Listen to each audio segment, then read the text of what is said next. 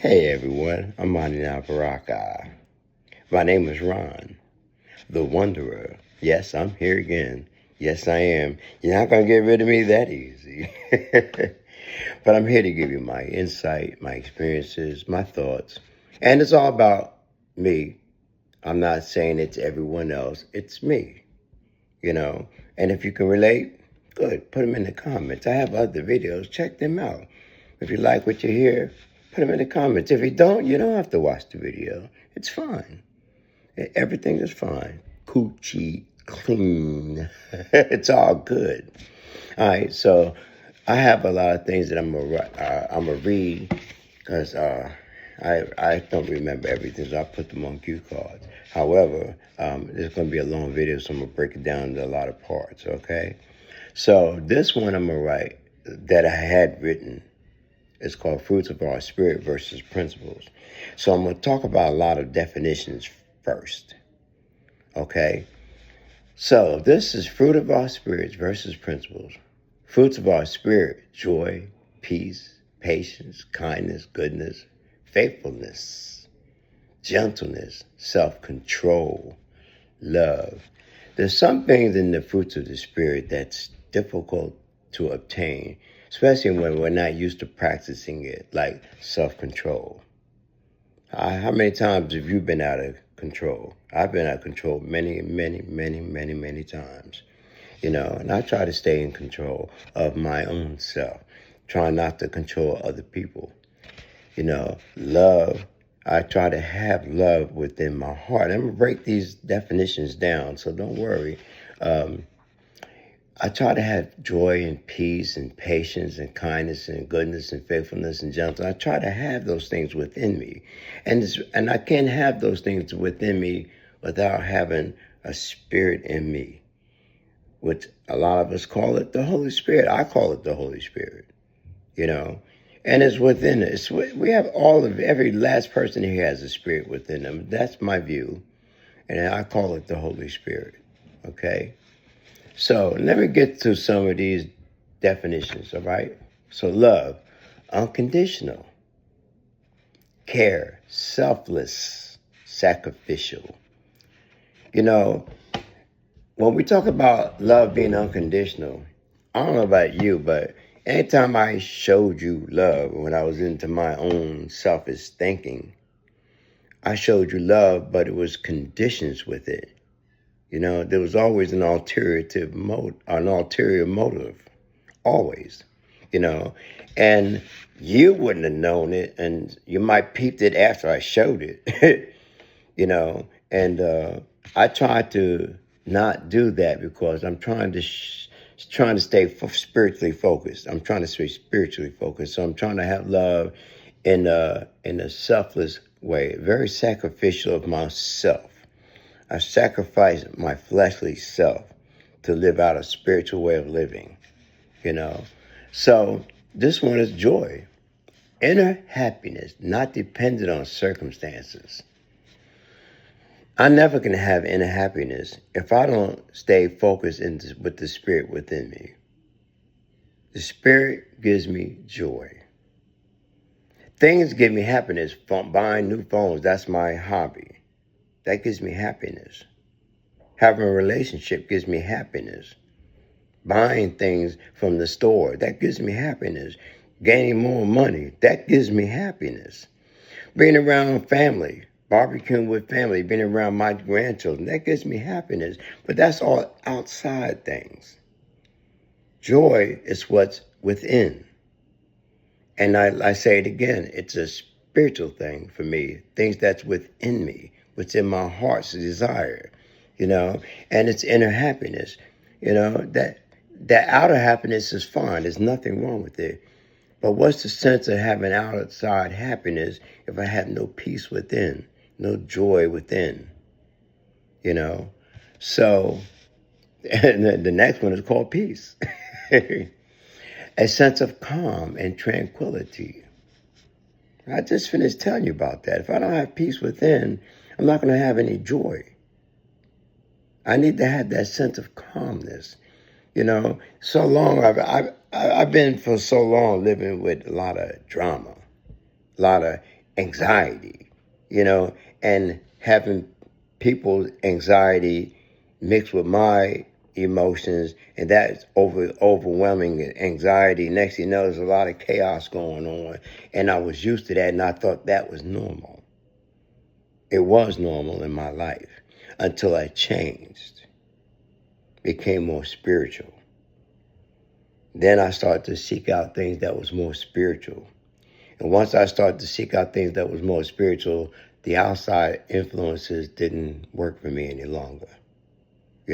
So I definitely looked for different things that helped me, like self-control, love, joy, and the peace that, I just said, that sense of calmness, that tranquility. I meditate now to get that tranquility, that be tranquil, that peace, that hum. So when negativity comes to me, I can choose to react or not react. Patience. Oh, I'm sorry. Peace. No, patience. Endurance with others to wait. Patience. The endurance with others to wait. I have, so many times I didn't understand patience. I didn't, and so I have patience, but it's thin. My endurance with other people and their defects and negativity, I don't have the patience with that. Especially now that I'm changing, because that, what I see is negative, I don't have patience to deal with that, to interact with that. Now I'm not going to lie that I don't interact with that, because sometimes I do. Because I'm 69, I've lived so many years dealing with no patience. And I'm trying to have patience, and that part of patience has to do with me and integrity, choosing to react or respond or staying calm, that inner peace. Remember I was saying? That inner peace, that tranquility, that gives me the reasons to be patient. Me meditating helps me become more patient. And knowing when I should respond and when I should not respond, when to react, when I shouldn't react. This gives me the tolerance that I need to have with other circumstances and other people, especially those that I don't like, and a lot of us don't like some people, because some people really turn us wrong, or I don't know how to say it. They make us feel indifferent about them, and I don't want to feel so indifferent. I don't want people to control. Well, nobody can control how I feel or react or speak.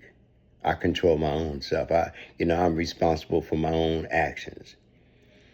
But people bring the negativity around, and if I respond to the negativity, I'm just as bad as the person producing all that negativity. I'm trying to stay calm, trying to be peaceful, trying to say patience, kindness, a tender, compassionate attitude. How can I have a tender and compassionate attitude if I can't have peace within myself to endure others? How can I just wait? Just wait. I said it in another video. Sometimes God says, wait. Not now. Maybe later. I told you that someone told me that in a prayer, and I listened to that. If I gotta have some self-control, that I can't just flip out and do what I want to do. I just can't do that, because that's not a right thing for me to do. It just isn't. I have to sit back and observe, look at I have to look at the outcome. And if I choose, I have to look at what will happen if I choose the possibilities. I have to take a look at a lot of things and remain within myself, in my spirit, to allow my spirit to guide me. Because if I don't allow my spirit to guide me, all these fruits of the spirit, the joy, the peace, the patience, the kindness, the forgiveness, the goodness, the gentleness, the self-control, the love, all that's out the window. Because that's moved in me by my spirit. That's moved in me by my spirit. So I try to stay obedient to the spirit, and that's a fruit of the spirit too. Let me see here. Kindness, a tender, compassionate attitude. Okay, goodness, moral excellence of integrity. Trying to perfect these principles, these fruits of the spirits in my life. Trying to perfect them. Moral excellence. Moral meaning right and wrong. I know what's right. I know what's wrong. I'm trying to choose that which is more excellent in my life. I've been choosing wrong for quite a while. But now I'm trying to choose what's right. I'm not saying I never choose anything right. I have, but it was a fleeting glimpse. I choose more wrong than I did right. So I went through a hard life. But I'm not trying to deal with that hard life any longer. God knows how long I got left on this planet. So why not just from the start right now, today, now, just live the fruits of the Spirit. Just live out the way my Holy Spirit wants me to live. Follow it. It never led me wrong. I'm here to tell you that it has never led me wrong, ever. So I need to just be obedient and follow the Spirit within me, because it gives me integrity, doing the right things for the right reasons without anybody knowing about it. I don't have to tell everybody. I don't have to be boastful. I don't have to be more than what I think I am. I don't have to do all that. Faithfulness, reliability, loyalty, trustworthiness. I used to talk being faithful. I used to talk being loyal, reliable. I remember I rented an apartment underneath my mother, and I was convincing her that I can pay my rent. And don't worry about it. I'm reliable, because she seen me do some things that was reliable. But it wasn't everything. I was hooked up. I told you in several videos, I was hooked up on them drugs, man. I wasn't trying to pay that rent. I just wanted to convince you to get the apartment, and got it. And guess what happened? Didn't pay the rent. Didn't pay the rent. Didn't do anything. So I wasn't trustworthy. Now I am. Because if you hand me something, told me to hold it, trust me, I'm not holding everybody's stuff. But if you're somebody that I deem worthy in my life, told me to hold this thing, I'll hold it. Especially if it's not going to get me in trouble. And it'll be there. I'm loyal to it. I'm reliable. I show up when I need to show up. I go to home groups and meetings, and I say I'm going to do this and do that, and I'm reliable. Somebody told me that I was the most reliable person at a meeting one time, and they handed me a key to open up and set up because they wasn't going to be there. I'm like, out of all these people, they came to me.